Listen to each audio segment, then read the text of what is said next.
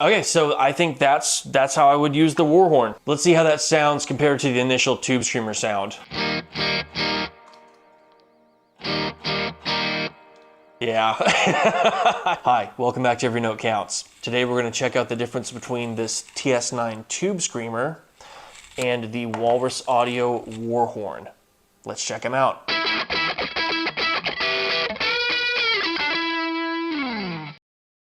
So first of all, the Tubescreamer is just a classic circuit. It's known for cutting bass, cutting treble, introducing some extra mids, and helping you stand out in a mix. It's used for a boost, it's used as a primary overdrive stage, but there are plenty of people, including myself, that gravitate away from it because it cuts too much bass, or it cuts too much treble, or it's too big of a mid hump, or it's too compressed.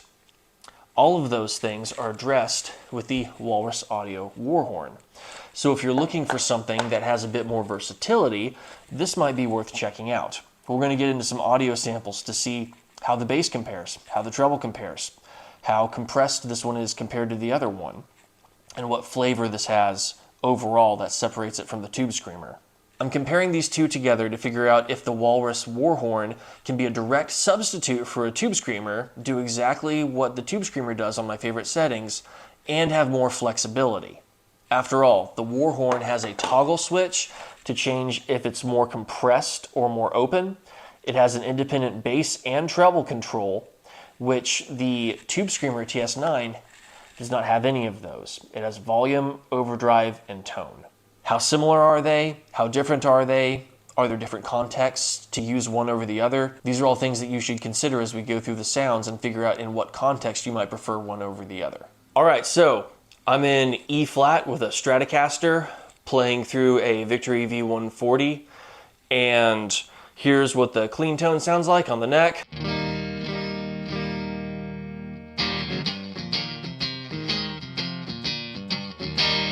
First off, let's see what kind of a sound we can get just from the Tubescreamer. I'm going to set the Tubescreamer up to a sound that I like personally, so let's find out what that sounds like.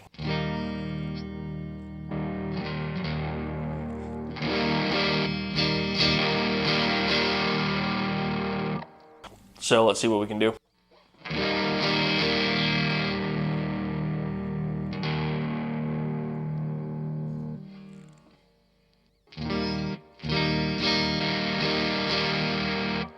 So I definitely hear the bottom end get cut out. I'm going to try and minimize that with the Tubescreamer, and in this scenario I'd be using the Tubescreamer for basically a bass sound in the sense of the sound that you would build on top of. So I'm not trying to use the Tubescreamer as a boost where I just dial the overdrive back to 0 and use it for its mid hump and maybe a little bit extra gain to push the tubes harder.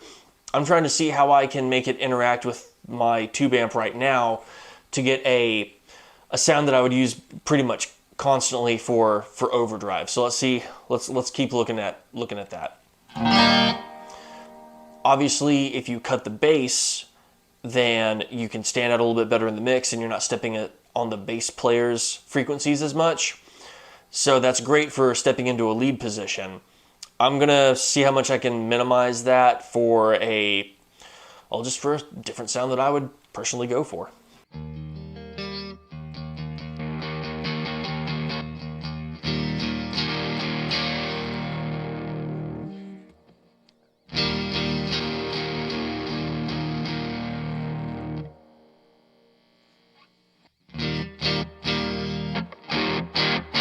I think I like the tone rolled up a little bit more actually. So let's check that out.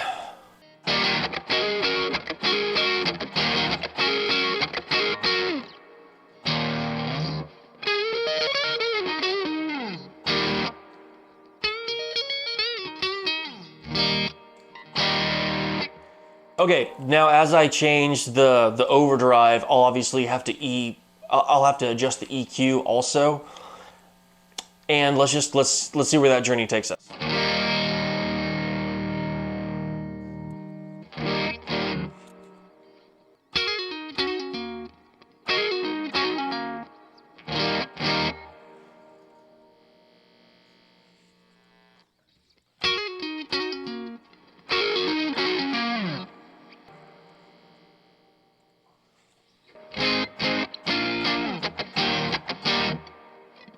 So for playing lead and chord work at the same time, I like the distortion, the overdrive lower. Right now it's set at about 9 o'clock.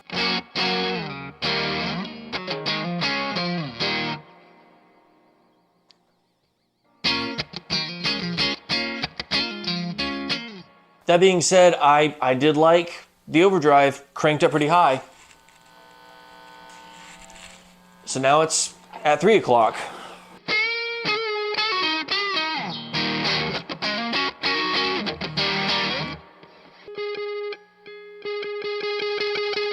So the higher the overdrive is, the higher the compression is. I'm not a huge fan of that, but if I was doing blistering runs of notes, which I'm no good at, then the compression would help even all that out in the event that my pick attack was inconsistent.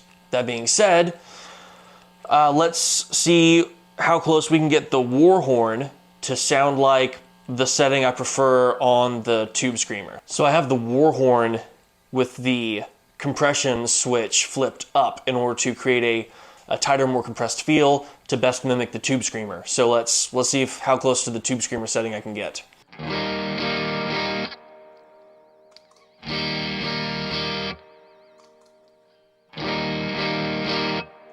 Okay, so Tubescreamer's got more mids. I need to back that. I need to back the treble and probably the bass off. So let's see how this sounds now.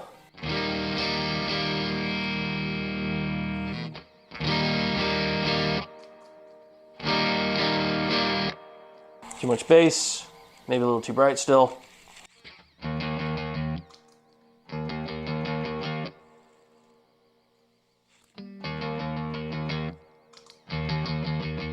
Still too much bass, wow.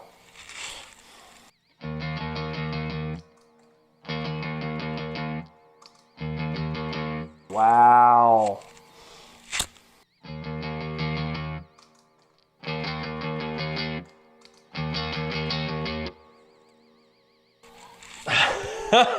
It's so much less bass in the Tubescreamer. And a little bit of a voice crack there for you. I'll leave it in when I'm editing, just for you.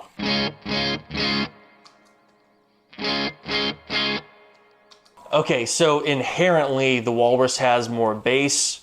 I think inherently the Walrus has less of a mid boost. And so that's a bit of a difference. I think that's almost as close as I'm going to be able to get these two pedals to each other. Okay, so if I was going for as close to the Tubescreamer as I could get with the Walrus for the Tubescreamer settings I like, for the purposes I've already explained, just to be the bass overdrive tone of the guitar, I think this is as close as the Walrus is getting.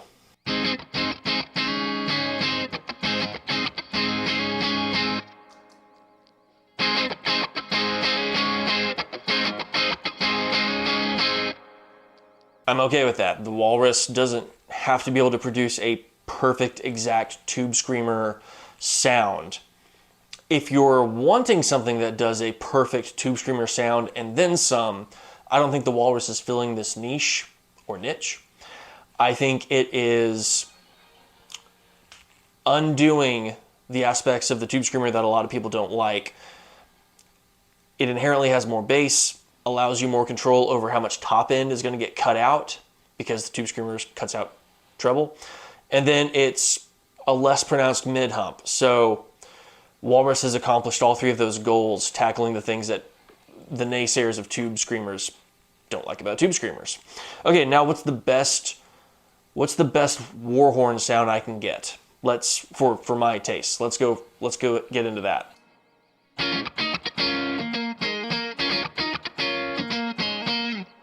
So first I'm going to change the compression. I'm going to have less compression.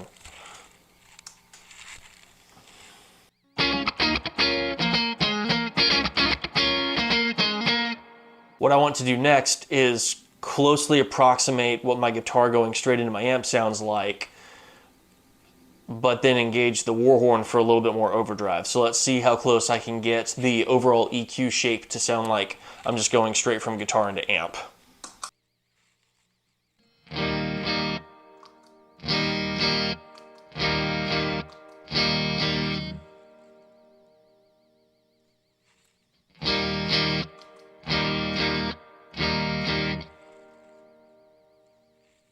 So the Walrus is inherently adding more mids to the signal, which is fine. Why would you insert a pedal between a guitar and an amp if you only want the sound of a guitar and an amp?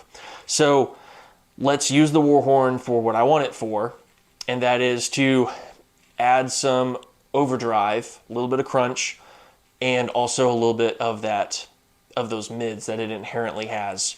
We'll put those into the signal. So here we go. We'll just increase the drive until I'm happy with it, and if I need to make EQ adjustments, I will.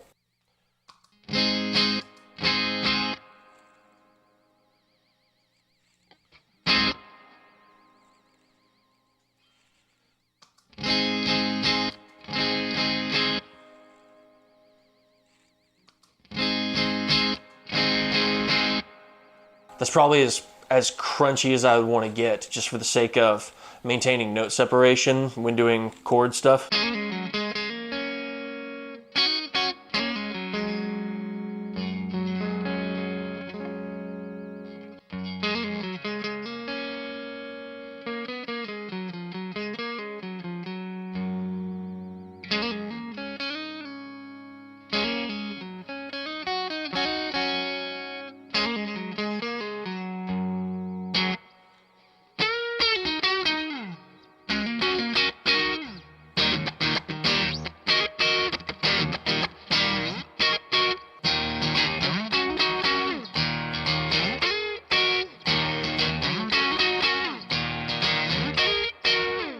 Yeah, I like the high end more, the overall tone of the Warhorn more.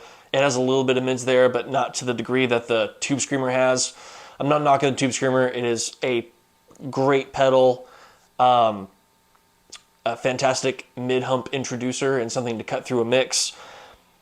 I'm really happy with what the Warhorn brings to the table though. So choose the tool for the job you're seeking to do. Here's my tone without any pedals. Tubescreamer. Warhorn.